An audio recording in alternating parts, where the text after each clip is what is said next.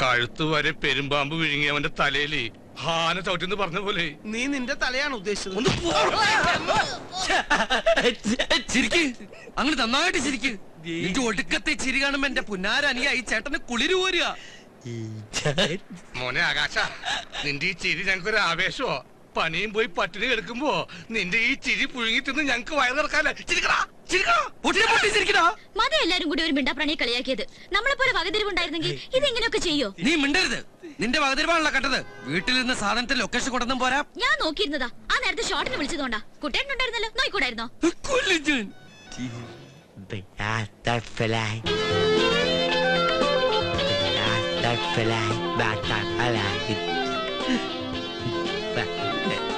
Butterfly കൂടെ പറഞ്ഞങ്ങോട്ട് പൊക്കോ. മര്യാദക്ക് ചുരുട്ടുകുട്ടി ചവിട്ടി പുറത്തെറിഞ്ഞ നിർത്തണുണ്ടോ? കൊറേ നേരായി. കരിപുരണ്ട ജീവിതങ്ങളൊക്കെ ഇങ്ങോട്ട് ഇറങ്ങും. ഓ ഇതിലിപ്പോ ആരാ ആനന്ദക്കുട്ടൻ? മിസ്റ്റർ ആനന്ദക്കുട്ടന്റെ മൊബൈലിൽ വിളിച്ചപ്പോ സ്വിച്ച് ഓഫ്.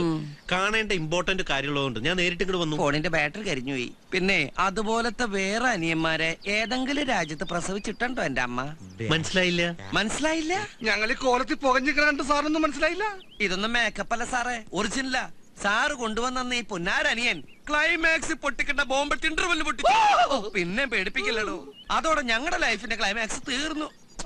എന്തായാലും സാർ കറക്റ്റ് സമയത്തൊന്ന് കാര്യങ്ങളൊക്കെ അന്വേഷിക്കണ്ടല്ലോ. വലിയ ഉപകാരം. സാർ ചെല്ല്. ഞങ്ങൾ ഈ പാവ ഇന്ത്യക്കാര് വല്ല കൂട്ടാത്മഹത്യൊക്കെ ചെയ്ത് ജീവിച്ചോളാം. അല്ലടാ, അപ്പൊ ഞാൻ ഊഹിച്ച പോലെ ഈ അനിയൻ നിങ്ങൾക്കൊരു ബാധ്യതയാണെന്ന് അർത്ഥം. ബാധ്യതയല്ല, ആറ്റം ബോംബ്. ഇവരാണോ സാറേ ഈ ജർമ്മനിയിലെ ബെർലിൻ മതിൽ പൊളിച്ചത്? ആ ആറ്റം ബോംബിനെ വല്ല ആഫ്രിക്കയിലോ അന്റാർട്ടിക്കയിലോ എവിടെയെങ്കിലും കൊണ്ടിട്ട് പൊട്ടിക്കാൻ എന്തെങ്കിലും ചെയ്യാൻ പറ്റുന്നുണ്ട് ട്രാവൽ ഏജൻസി? അങ്ങനെ ഒരു സാധ്യതയെ കുറിച്ച് സംസാരിക്കാനാ ഞാനിപ്പോ വന്നിട്ടുള്ളത്. എന്തായാലും സാറേ, എന്തായാലും അയാൾ ഇന്ത്യൻ പൗരനായിട്ടില്ല. ഇതുപോലെ ഒരാളെ അങ്ങനെ ആക്കാൻ ഒരുപാട് നൂലാമാലകളുണ്ട്. ഇതിപ്പോ അതിന്റെ ഒന്നും ആവശ്യമില്ല. ഇതോടെ നിങ്ങളുടെ പ്രശ്നങ്ങൾ തീരുകയും ചെയ്യും. 14 റീൽ ഓടിക്കാതെ വേഗം ക്ലൈമാക്സ് പറ സാറേ. അതായത് അയാൾ വന്നിട്ടുള്ള ജർമ്മനിന്നാണല്ലോ, അങ്ങോട്ട് തന്നെ അയാളെ തിരിച്ചയക്കുക. അവിടെ അയാളെ ഏറ്റെടുക്കാൻ, എന്ന് വെച്ചാൽ ദത്തെടുക്കാൻ ഒരു മലയാളി ഫാമിലി തയ്യാറാണെന്ന് പറഞ്ഞ് ഞങ്ങളുടെ ഓഫീസുമായി ബന്ധപ്പെട്ടിട്ടുണ്ട്. അവർക്ക് അയാളെ അവിടെ വെച്ച് ചെറുപ്പം മുതലേ അറിയാത്രേ. ഇങ്ങനെ ഒരുത്തിന് അവർക്ക് എന്തിനാ? സാധാരണ കുട്ടികളല്ലേ ദത്തെടുക്കാറ്? അവര് ജർമ്മൻകാരല്ലേ, നമ്മൾ ഇന്ത്യക്കാർക്ക് ഇതൊന്നും അറിയില്ലല്ലോ. ഞങ്ങളുമായി ബന്ധപ്പെട്ട മിസ്റ്റർ സാമുൽ ഐസക് അവിടുത്തെ ഏറ്റവും വലിയ കോടീശ്വരനായ മലയാളിയാ. ലൈഫ് ലോങ് നിങ്ങളുടെ അനിയന്റെ കാര്യം അവിടെ സേഫ് ആയിരിക്കും. അക്കാര്യം ഞങ്ങളുടെ കമ്പനി ഗ്യാരണ്ടി തരാം. മിസ്റ്റർ ആനന്ദക്കുട്ട ആലോചിച്ച് മറുപടി പറഞ്ഞാൽ മതി. ഞാൻ വൈകിട്ട് വിളിക്കാം. അല്ല സാറേ, ഒന്നിന്നേ. സംഗതി ലൈഫ് ലോങ് അവന്റെ കാര്യം സേഫ് ആയിരിക്കും. പക്ഷെ ഈ ഏട്ടന്റെ നിലയിൽ എന്റെ കാര്യം ഇവിടെ സേഫ് അല്ല. അവൻ കാരണം എനിക്ക് ലക്ഷക്കണക്കിന് രൂപ നഷ്ടമുണ്ട്. അതെനിക്ക് കിട്ടണം. അത് മാത്രം കിട്ടുന്ന കാര്യം നമ്മുടെ ജോലി വരെ പോയില്ലേ, അതിനൊരു നഷ്ടപരിഹാരം ഉണ്ടാവണ്ടേ? അപ്പൊ ഞാൻ പറയല്ല, എല്ലാവരും കൂട്ടി ഒരു സാറേ ഞാൻ പറയാം. പറയാൻ വരട്ടെ, ഒന്നുകൂടി ഒന്ന് ആലോചിച്ചു. ഇനി എന്തൊട്ട് എത്ര ആലോചിക്കാൻ സാറേ? ഏതാണ്ടൊരു 2, 4, 5, 6, 7, 8, 9, 10 ലക്ഷം രൂപ എനിക്ക് കിട്ടണം. എത്രയെന്ന്? 10 ലക്ഷമെങ്കിലും മതിയല്ലടാ. ഓക്കെ, ഈ കാര്യം ഞാൻ അവരെ അറിയിക്കാം. പണത്തിന്റെ കാര്യത്തില് അവര് വില്ലിങ്ങാവുന്നാണ് എന്റെ ധാരണ. പക്ഷേ ഇത്രയും വലിയ തുക. എത്ര വലിയ തുക? സാറല്ലേ പറഞ്ഞ അയാളോടത്ത് കോടീശ്വരന്ന്. ഇത് അയാൾക്ക് മൂക്കപ്പടി വാങ്ങിക്കാനുള്ള കാശേ ഉള്ളൂ. സാറ് പറഞ്ഞാ മതി, അല്ലെങ്കിൽ ഞങ്ങൾ അവനെ വിട്ടു തരുന്നില്ല. ഒന്നുമില്ലെങ്കിൽ അവൻ എന്റെ അനിയനല്ലേ. എനിക്ക് നല്ല വിഷമമുണ്ട്. അല്ലടാ, ഉണ്ട് കേട്ടോ. എന്തായാലും അദ്ദേഹമായിട്ട് സംസാരിച്ചിട്ട് ഞാൻ വിവരം അറിയിക്കാം. അല്ല സാറേ, ഇനിയിപ്പോ ഈ കാശിന്റെ കാര്യത്തിൽ അല്ലറ ചില്ലറ അഡ്ജസ്റ്റ്മെന്റുകൾക്ക് വേണമെങ്കിൽ ആവാട്ടോ. ഈ കാര്യത്തിൽ എന്റെ മനസ്സലി, ഞാനൊരു മനുഷ്യനല്ലേ. അല്ലടാ? അല്ലടാ? ആണ്. എന്റെ കാര്യം ഞാൻ വേറെ ആളോട് ചോദിക്കണേ. അല്ലടാ? ശരി, ഞാൻ നിങ്ങളെ വിളിച്ചോളാം. അല്ല സാറേ, ഏതെങ്കിലും പേപ്പറിൽ എപ്പോ ഒപ്പിടണമെന്ന് വെച്ചാൽ അപ്പം ഇങ്ങോട്ട് വിളിച്ചാൽ മതി. ഈ ഫോൺ ഇന്ന് മുതൽ ഫുൾ ടൈം ഓൺ ആക്കി വെക്കും. എവിടെ എന്റെ പുന്നാരനിയൻ? എനിക്ക് കെട്ടിപ്പിടിച്ചൊരു പറഞ്ഞില്ലേ അവൻ ജർമ്മനിയിൽ നിന്ന് വന്ന പച്ചക്കുതിരയാണെന്ന്. നീ അങ്ങനെ പലതും പറഞ്ഞാണ്, എനിക്കതൊക്കെ ഓർത്തിരിക്കാൻ പറ്റും. എന്റെ ഇങ്ങോട്ട് വാ കുട്ടി. നീ അകത്ത് ചെന്ന് നമ്മുടെ പച്ചക്കുതിരക്ക് വല്ല വെക്കോല പുല വല്ല മുതിര പഴംപുരി എന്തെങ്കിലും പുഴിഞ്ഞുണ്ടാക്കി കൊടുക്കുമോളെ. ആകാശോ,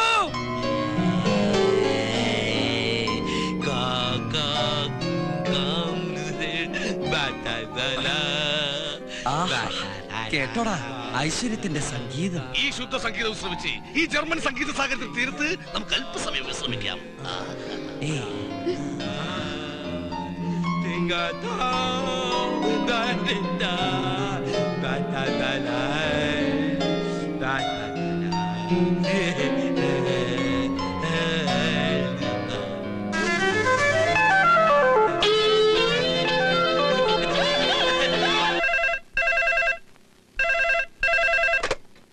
ഹലോ, അതെ, നിങ്ങളാരാ? ക്ലിന്റണോ? നിങ്ങളെന്താ ആളെ കളിയാക്കണോ? ഒരാൾ എബ്രഹാം ലിങ്കൺ, ഒരാൾ ക്ലിന്റൺ. ഇതെന്താ അമേരിക്കൻ പ്രസിഡന്റുമാരൊക്കെ സിനിമ പിടിക്കാൻ ഇറങ്ങിയിരിക്കാ? ഓ, നശിപ്പിച്ചല്ലോ. അതാ പ്രൊഡക്ഷൻ കൺട്രോളിൽ ക്ലിന്റൺ പെരേരയാ. എല്ലാം കൂടെ പൊട്ടിത്തെറിച്ച് ഷൂട്ടിൽ നിന്നപ്പോ നിങ്ങളുടെ കാശിന് വേണ്ടി ഞങ്ങളുടെ ഫിലിം പെട്ടി യൂണിറ്റ് അംഗങ്ങളെയൊക്കെ പിടിച്ചു വെച്ചില്ലേ? അതിനൊരു നീക്കുപോക്കുണ്ടാക്കാൻ ഞാൻ അയാളോട് ഇങ്ങോട്ട് വിളിക്കാൻ പറഞ്ഞതാ. 2-3 ദിവസമായല്ലോ താൻ ഇങ്ങനെ അങ്ങോട്ടും ഇങ്ങോട്ടും കുറെ പടച്ചോമാരെയും വിളിച്ചുകൊണ്ട് നടക്കാൻ തുടങ്ങിയിട്ട്. എന്നിട്ട് ഈ നേരം വരെ ഒരു പടച്ചോന് എന്റെ ലോഡ്ജിന്റെ പൈസ കൊണ്ടും തന്നില്ലല്ലോ. എടോ കൺട്രോളറെ, തന്റെ ആൾക്കാർ ഇവിടെ കിടന്നുറങ്ങിയതിന്റെ കാശ് കിട്ടാതെ തന്നെയും വിടൂല, തന്റെ പെട്ടിയും ഞാൻ വിടൂല. എന്റെ വേളാങ്കണ്ണി മാതാവേ, ഏത് നേരത്താണാവോ സ്വന്തം ഫോൺ ബില്ല് അടയ്ക്കാൻ പോലും ഗതിയില്ലാത്ത ആ പ്രൊഡ്യൂസറുടെ പടം തന്നെ എടുത്ത് തലയിലേറ്റി വെക്കാൻ എനിക്ക് തോന്നിയത്. ഇപ്പൊ വരാവേ. എല്ലാം കൂടെ പണ്ടാരം അടങ്ങാനായിട്ട് പിന്നെ അവനെ കെട്ടിയെടുത്തോ? എന്താണോ അരയില് ബെൽറ്റ് ബോംബും കെട്ടിവെച്ചാണോ വരവ്? എന്നാൽ എന്നെ കൊന്നേക്ക്. ഞാൻ ആരും കൊല്ലാൻ വന്നൊന്നല്ല. പിന്നെ തിന്നാനാണോ? തനിക്കറിയോ, തന്റെ അരബുദ്ധി അനിയൻ കാരണം 3 ദിവസമായി തീറ്റയും കൂടി മുട്ടിയിട്ട്. എന്റെ മാത്രമല്ല 10-30 ഉണ്ട് ഓരോ മുറിയിലായിട്ട്. ആ അനിയൻകാരനുണ്ടായ നഷ്ടം ആ അനിയൻ തന്നെ അങ്ങോട്ട് പരിഹരിച്ച പ്രശ്നം തീരുമല്ലോ. ആ പ്രൊഡ്യൂസർക്ക് വന്ന നഷ്ടത്തിന്റെ വകയിലേക്ക് 2 ലക്ഷം. കള്ളനോട്ടൊന്നും അല്ല സാറേ, നല്ല ജർമ്മൻ യൂറോ മാർക്കറ്റ് കാശാ. മാതാവേ, ഇതിലെന്തോ കൺഫ്യൂഷൻ ഉണ്ടല്ലോ. സത്യം പറഞ്ഞ യാത് ബാങ്കാ കൊള്ളയടിച്ചു. അപ്പം തിന്നാ പോരെ, തന്റെ പേട്ട് തല കുഴിയിലിട്ട് നോക്കണോ? തന്റെ കോപ്പം പ്രൊഡ്യൂസറോട് പറഞ്ഞേക്ക് ഈ ആനന്ദക്കുട്ടം വിചാരിച്ചാൽ ഇതുപോലത്തെ ഒരുപാട് 100ന്റെ കെട്ടുകൾ ഉണ്ടാക്കാൻ പറ്റുമെന്ന്. പിന്നെ ഇതും കൊണ്ട് വല്ല 5 സ്റ്റാർ ഹോട്ടലിലെ സൂട്ട് റൂമിൽ പോയി വെള്ളമടിച്ച് കളയാതെ പണിയെടുക്കുന്ന പാവപ്പെട്ട തൊഴിലാളികൾക്ക് വീതിച്ചു കൊടുക്കാൻ പറ. 2 ലക്ഷം. 2 lakhs.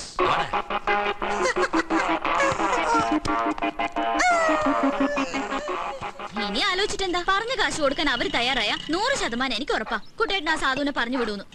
അങ്ങനെ കലാകാരനച്ഛൻ അന്ന് പറഞ്ഞ വാക്ക് പൊന്നായി. കാര്യങ്ങൾ നമ്മൾ കരുതിയതിനേക്കാളും പെട്ടെന്നായി.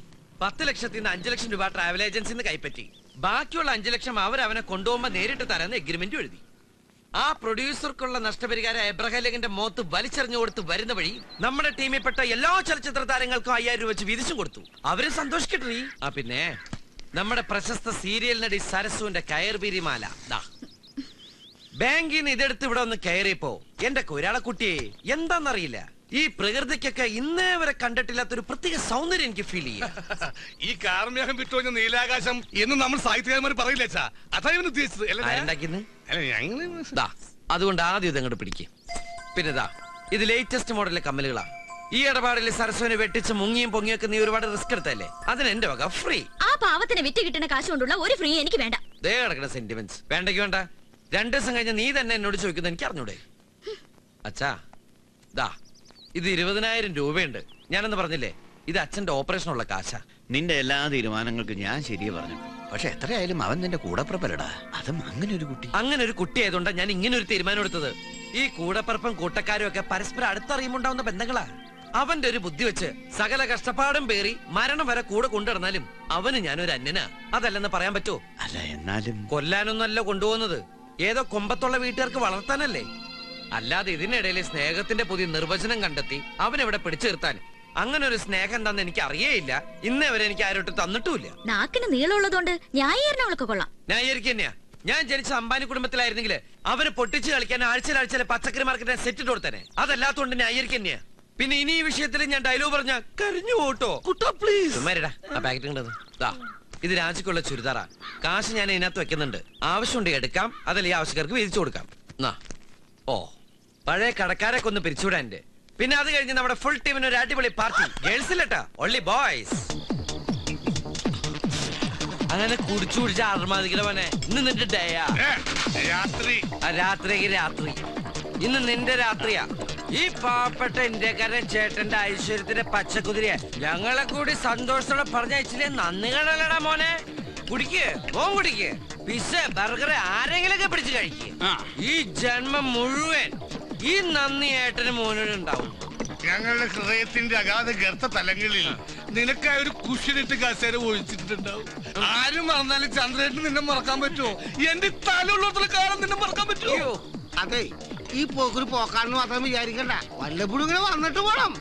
എന്നാലും ഞങ്ങളെ പോലുള്ളവർക്ക് ഈ കെയർ ഓഫീസ് ഇതേപോലുള്ള VIP കള്ള് ഷാപ്പിൽ ഒന്ന് രണ്ടെണ്ണം വീശാൻ പറ്റൂല. ചങ്കിക്കൊള്ള വർത്താൻ പറയലടോ. ഇടക്കിടക്ക് വരാനല്ല അവൻ പോണത്, ഒരിക്കലും വരാതിരിക്കാനാ. അല്ലേടാ മോനെ? മോൻ അവിടെ സുഖമായിട്ട് കഴിയുമെന്ന് കേൾക്കുമ്പോഴല്ലേ ചേട്ടന് ഇവിടെ മനസ്സമാധാനത്തോടെ നർമ്മദിക്കാൻ പറ്റൂ. ഇനി മോന് ചേട്ടനെ കാണണമെന്ന് തോന്നിയ ചേട്ടനെ കുറിച്ച് ഓർക്കുമ്പോ ഇഷ്ടം പോലെ യൂറിങ്ങടെ അയച്ചതെങ്കിൽ അല്ലേടാ?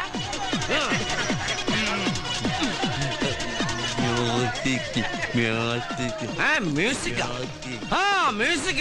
ആടാൻ വിടാം. അവൻ പോയി സന്തോഷിക്കട്ടെ. ഇനി ആർക്കും സന്തോഷിക്കണ്ടേ? Dance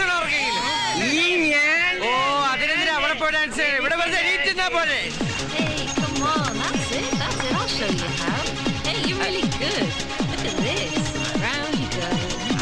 Come on, come on.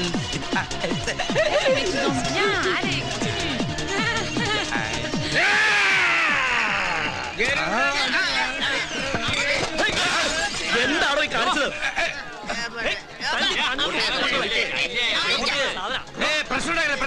നമ്മുടെ പയ്യനാ, ഒരു പ്രശ്നമില്ല.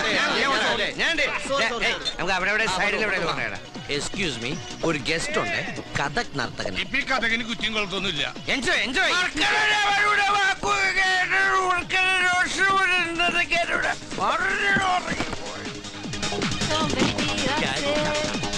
Come on, that's it.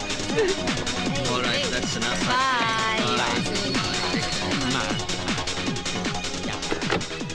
Bye then. See you. Bye. Bye.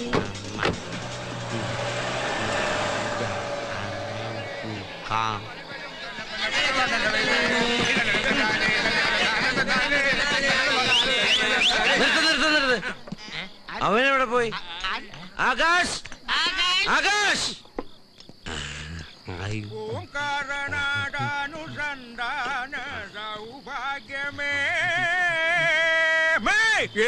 ഭീകരൻ മാമനോ? ആരുടെ മാമൻ? ഞാൻ മാമനല്ല, രാമൻ. ഈ അടുത്ത ഇവിടുത്തെ പൂജാരിയാ. കോമയും കുത്തുമൊക്കെ അങ്ങോട്ട് മാറി നിൽക്കാ. രക്ഷപ്പെട്ടു. എന്തോന്നാണ് ബസ് കാണാത്ത മാതിരി കുതിരവാലം വെച്ച് വന്നേക്കാം. ഈ മരുമോനെ കേറ്റിക്കൊണ്ട് പോ. എവിടെങ്കിലും ഒന്ന് ഇരിക്കാൻ പറ്റിയിരുന്നെങ്കിൽ. ഹൗസ്ഫുൾ ആണല്ലോ. ഇരിക്കാൻ ചോദിച്ചാൽ കടത്തുക പതിവ്. സോറി, കണ്ടില്ല. കാണാഞ്ഞിട്ട് ഇങ്ങനെ അപ്പൊ കണ്ടാലോ? മനുഷ്യന്റെ മുകളിലാണോ തുപ്പുന്നത്? ഞാനത് കോളാമ്പി. സോറി, കണ്ടില്ല. എന്ത് കണ്ടില്ല? എന്തോ വന്ന് ഇടിച്ചതാ. അയ്യോ എന്റെ ദൈവമേ, ഇത് എപ്പോഴാ കേറിയത്? ഹോമോ ഒക്കെ അങ്ങ് അമ്പലത്തില് വിടുക. എന്താ ഇത്? പണ്ടാരെങ്കിലും മാമനും പുറകെ പോയിരുന്നേ. അയ്യോ സീറ്റ് കിട്ടി. എന്തോടെ കാണിക്കുന്നത്? അല്ല, എവിടെങ്കിലും ഇരിക്കാനല്ലേ പറഞ്ഞത്? സ്ത്രീകളുടെ മടിയിലാണ് ഇരിക്കുന്നത്. ഈ പിശാചിന്റെ തള്ളിനിടയിൽ ഇരിക്കുന്ന സ്ത്രീയാണോ പുരുഷനാണോ നോക്കാൻ പറ്റില്ല. ഇങ്ങോട്ട് എഴുന്നേറ്റ് വാടോ മാമേ. ഈ ശവി എന്തിനാ എന്റെ പിന്നാലെ ഇങ്ങനെ നടക്കരുത്?